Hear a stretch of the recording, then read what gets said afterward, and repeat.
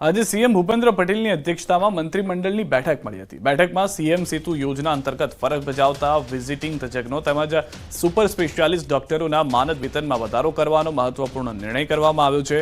Paediatrician અને general ફિઝિશિયનને પ્રતિદિન ₹3000 અને બાકીના સુપર સ્પેશિયાલિસ્ટ તબીબોને પ્રતિદિન ₹2000 માનદ વેતન અપાશે। રાજ્યની સરકારી મેડિકલ કોલેજ સંલગ્ન હોસ્પિટલના વિઝિટિંગ સુપર સ્પેશિયાલિસ્ટ તબીબોને પ્રતિ 3 કલાકના 2700 થી વધારીને હવે ₹8500 ચૂકવાશે।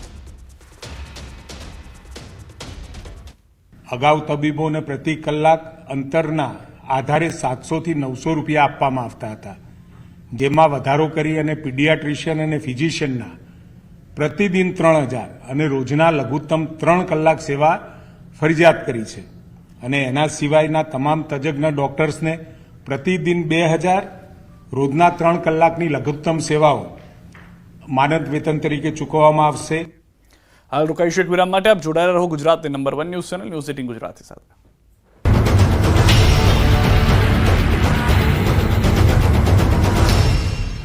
Amazon Great સૌરાષ્ટ્રમાં સતત 5મા દિવસે મેઘરાજાએ ધબધબાટી બોલાવી છે। અમરેલી પંથકમાં મેઘો અનરાધાર વરસી પડ્યો। અમરેલીમાં સવારથી ઉકળાટ હતો, બપોરથી કાળા ડિબાંગ વાદળો ઘેરાયા, સાંજ પડતા વાદળો વરસી પડ્યા। ગણતરીની મિનિટોમાં જાણે વાદળ ફાટ્યું હોય તેમ વરસી પડતા અમરેલીમાં જળબંબાકારની સ્થિતિ સર્જાઈ। અમરેલીની બજારોમાં જાણે નદીઓ વહેતી હોય તેવા દ્રશ્યો જોવા મળ્યા। અમરેલી શહેરના માર્ગો પર જળભરાવ થયો। રાજકમલ ચોકમાં તો ઘૂંટણસમા પાણી ભરાયા। ટુ વ્હીલરના ટાયરો ડૂબી ગયા, કાર ચાલકો પણ પાણીમાં ફસાયા। લાઠી શહેર સહિતના ગ્રામ્ય વિસ્તારોમાં પણ વરસાદ પડ્યો। અમરેલી તાલુકાના ગ્રામ્ય વિસ્તારોમાં પણ ધોધમાર વરસાદ, ગાજવીજ સાથે વરસાદ પડતા વાતાવરણમાં ઠંડક પ્રસરી। આ બાજુ ભાવનગરના બગદાણા પંથકમાં ધોધમાર વરસાદ પડ્યો। દેવગડા, ધરાઈ સહિતના ગામોમાં વરસાદ પડ્યો। પવનના સુસવાટા સાથે ધોધમાર વરસાદ વરસ્યો। આ બાજુ કચ્છમાં પણ મેઘરાજાની તોફાની બેટિંગ જોવા મળી। અંજારના ખોખરમાં ધોધમાર વરસાદ પડ્યો। પવનના સુસવાટા સાથે વરસ્યો વરસાદ, જોરદાર ગતિથી ફૂંકાઈ રહ્યો છે પવન। આ તરફ યાત્રાધામ શામળાજીમાં પણ ધોધમાર વરસાદ રહ્યો। બપોર સુસવાટા ભર્યા પવન સાથે વરસાદથી ઠંડક પ્રસરી ગઈ। વધુ પડતા સતત વરસાદથી ધરતીપુત્રો ચિંતામાં છે। મગફળી, મકાઈ, સોયાબીનના પાકને નુકસાનીની ભીતિ છે। અરવલ્લીના મોડાસા શહેર સહિત અનેક વિસ્તારોમાં વરસાદને લઈને સમાચાર મળ્યા। જ્યાં જ્યાં નજર કરો ત્યાં પાણી જ પાણી, પાણીનો ધસમસતો પ્રવાહ। ગોઠણડૂબ પાણીમાંથી પસાર થતા ખેડૂતો અને જાણે કોઈ નદી ગાંડીતુર બની હોય તેવા દ્રશ્યો છે ઘેટના। અહીંયા ખેડૂતો પર જાણે કુદરત બરાબરની રૂઠી હોય તેવું લાગી રહ્યું છે। સિઝનમાં 6ઠ્ઠી વાર ઘેડના બામણાસાની કેડ ભાંગી નાખી। ઉપરવાસમાં ભારે વરસાદના પગલે ઓજત નદીમાં ઘોડાપૂર આવ્યું। ઓજત ડેમમાંથી પણ પાણી છોડાતા ઓજત નદીનો પાળો તૂટી ગયો, જેનું તોફાની બનેલું પાણી બામણાસા ઘેડના ખેતરોમાં ઘૂસી ગયું, જેથી ખેતરોમાં જાણે નદી વહેતી હોય તેવું લાગી રહ્યું છે। ખેતરોમાં જળબંબાકારની સ્થિતિ સર્જાઈ। ખેડૂતોની નજર સામે જ પોતાના મહામૂલા પાક પાણીમાં ડૂબી ગયો। ખેતરોમાં 3 થી 4 ફૂટ પાણી ભરાતા પાક પણ દેખાતો નથી। આવું પહેલીવાર નથી બન્યું। આ સિઝનમાં 6ઠ્ઠી વાર ઓજતના પાણીએ પથારી ફેરવતા ખેડૂતોને રડવાનો વારો આવ્યો છે। મજબૂરીના દ્રશ્યો છે ગીર ગઢડાના। ગીર પંથકમાં પાછલા 2 દિવસથી અવિરત વરસાદ વરસી રહ્યો છે, ત્યારે ગીર ગઢડાના સોનપુર ગામે પૂર જેવી સ્થિતિ સર્જાય છે। ચંદ્રભાગા નદીમાં પૂર આવતા ગ્રામજનો ખેડસમા પાણીમાંથી ચાલવા મજબૂર બન્યા છે। નદીમાં પાણી આવતા સોનપરા ગામની સીમમાં વસતા ખેડૂત પરિવારો અને વિદ્યાર્થીઓ પરેશાન થયા છે। દૂધ આપવા અને વાડીએ જવા લોકોને પાણીના ભારે પ્રવાહમાંથી પસાર થવું પડે છે। ખેડૂતો જીવના જોખમે આ રીતે નદીમાંથી પસાર થાય છે। તો ગીર સોમનાથ પંથકમાં સતત બીજા દિવસે વરસાદ પડ્યો। કોડીનારના ગ્રામ્ય વિસ્તારમાં વરસાદ પડ્યો। સતત બીજા દિવસે ગાજવીજ સાથે વરસાદ થયો। બાવના, પીપળવા, માલશ્રમ, માલગામ, જંત્રાખડી સહિતના ગામોમાં વરસાદ પડ્યો।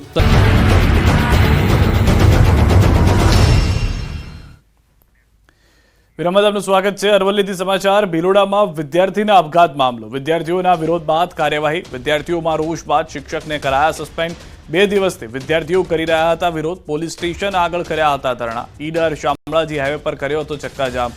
શિક્ષક પર આપઘાત માટે દુષ્પ્રેરણાનો આરોપ છે।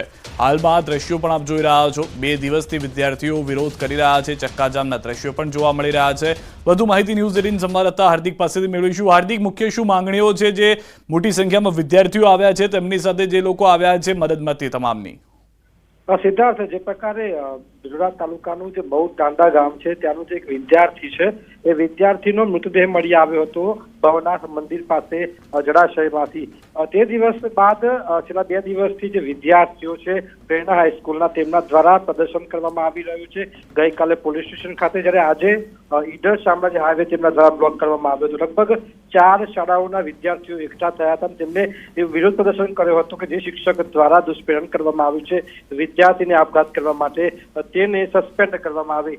આખરે મંડળ દ્વારા તેમને સસ્પેન્ડ કરવામાં આવે છે. શિક્ષકને કેડી બુધરા નામનો જે શિક્ષક હતો તેને સસ્પેન્ડ કરી અને કાર્યવાહી કરવામાં આવી છે. એટલે કે જે હાલ આંદોલન ચાલી રહ્યું વિદ્યાર્થીઓ દ્વારા તે હાલ તો સમાપ્ત થયું છે, પરંતુ આ પ્રકારના કિસ્સા ભવિષ્યમાં સામે ન આવે તેવું પણ તેવી માંગ કરી રહ્યા છે. સિદ્ધાર્થ, આભાર સમગ્ર માહિતી બદલ. તો આંદોલન પૂર્ણ થઈ ચૂક્યું છે. જે માંગ હતી તે માની લેવામાં આવી છે, પરંતુ હજી પણ સખત કાર્યવાહી થાય તે જરૂરી છે.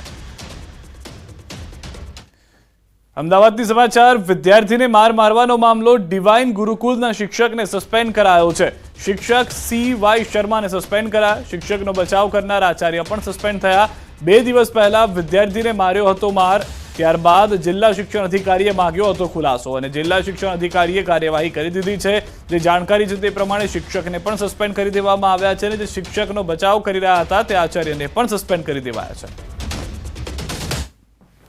વિદ્યાર્થી જે છે એને કાનના પડદા પર નુકસાન થયું હતું એવી માહિતી પણ અમારી પાસે પરમ દિવસે આવી અને એમાં તાત્કાલિક અમે શાળાને આ શિક્ષકને છૂટા કરવા માટેની સૂચના પણ આપી દીધી અને શાળાએ શિક્ષકને છૂટા કર્યાને અહેવાલ પણ મળ્યા છે અને વધુમાં આ બાબતે અમે તાકીદ પણ કરી છે કે ભવિષ્યમાં કોઈ શિક્ષક દ્વારા આ પ્રકારના પગલાં ન ભરવામાં આવે તેવી રીતે તમામ શિક્ષકોને તમે જાણકારી આપશો. તો અમદાવાદના વટવામાં શાળામાં વિદ્યાર્થીને ઢોર મારવાના પડઘા પડ્યા. શિક્ષણ મંત્રીએ જિલ્લા શિક્ષણ અધિકારી પાસે માંગ્યો ઘટનાનો રિપોર્ટ. ડીઈઓએ માધવ પબ્લિક સ્કૂલની મુલાકાત લીધી. શાળા સંચાલકોને મળ્યા. શિક્ષકને તાત્કાલિક અસરથી સસ્પેન્ડ કરી પોલીસ કાર્યવાહી કરાય. અમદાવાદ શહેર જિલ્લા શિક્ષણ અધિકારીનું ઘટના અંગે નિવેદન. વિદ્યાર્થીને બેરહેમેથી મારવાની ઘટના શર્મનાક. માધવ પબ્લિક સ્કૂલને રિપોર્ટ રજૂ કરવા અપાયા છે આદેશ. ઘટનાની ગંભીરતાને ધ્યાને લઈ શિક્ષણ મંત્રીએ પણ પૂછપરછ કરી. વિદ્યાર્થીને શારીરિક માનસિક સજા ન કરવી એવો શિક્ષણ મંત્રાલયનો પરિપત્ર છે. શહેરની તમામ શાળાઓને વિદ્યાર્થીઓને શારીરિક સજા ન કરવા પરિપત્ર કરાયો. શિક્ષકોને વિદ્યાર્થીઓ સાથે પ્રેમપૂર્વક વર્તવા સૂચના અપાઈ.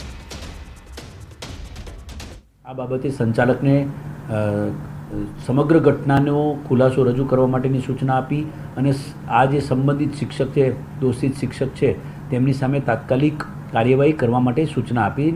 તેના ભાગરૂપે સંચાલકે તાત્કાલિક શિક્ષકને પણ છૂટા કરી દીધા, સસ્પેન્ડ કરી દીધા છે. સાથે સાથે શિક્ષકનો બચાવ કરનારા આચાર્યશ્રીને પણ તેમણે છૂટા કરી દીધા છે.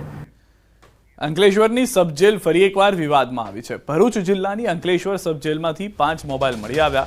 NDPSના ગુનામાં સંડોવાયેલા અને અપહરણના ગુનામાં સંડોવાયેલા આરોપીઓ પાસેથી મોબાઈલ મળી આવ્યા. જેલરની કેબિનમાંથી પણ મોબાઈલ મળી આવ્યા. ભરૂચ SOGએ સરપ્રાઇઝ ચેકિંગ હાથ ધર્યું હતું. ચેકિંગ દરમિયાન વિદ્યાર્થીઓનો ભાંડો ફૂટ્યો હતો. સમગ્ર મામલે અંકલેશ્વર શહેર ડિવિઝન પોલીસ સ્ટેશનમાં ગુનો નોંધાયો છે. જેલરશ્રીની ઓફિસમાંથી તથા તેની બાજુમાં આવેલ રૂમમાંથી કેટલાક કાચા કામના કેદીઓ પાસેથી તથા કેટલાક બિનવારસી મોબાઈલ મળી આવેલ હતા.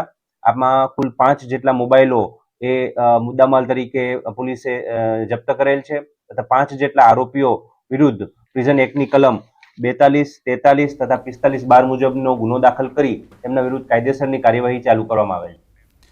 બોટાદમાં ટ્રેન ઉથલાવવાના પ્રયાસમાં મોટો ખુલાસો થયો છે. આરોપીઓએ યુટ્યુબના માધ્યમથી ટ્રેન ઉથલાવવાની માહિતી મેળવી હતી. રાણપુરના કુંડલી પાસે રેલવે ટ્રેન ઉથલાવવાનો પ્રયાસ કરનાર 2 આરોપી ઝડપાયા છે. અળવ ગામના જ છે બંને આરોપીઓ. ખેતી સાથે જોડાયેલા બંને આરોપીઓનું દેવું થતા સમગ્ર કાવતરું ઘડ્યું હતું. આરોપીઓએ ટ્રેન વાડીમાં ઉથલાવીને તેમાંથી પડેલ પેસેન્જરોને લૂંટી લેવાના ઈરાદે આયોજન કર્યું હતું. બોટાદ જિલ્લા SP આ માહિતી આપી હતી. જિલ્લા પોલીસે, રેલવે પોલીસે તેમજ કેન્દ્રની ટીમના માર્ગદર્શન અને ટેકનિકલ માહિતીથી આરોપીઓ દબોચાયા. પકડાયેલા બંને આરોપી રમેશ સલિયા અને જયેશ બાવળિયા વિરુદ્ધ વધુ તપાસ હાથ ધરાઈ છે.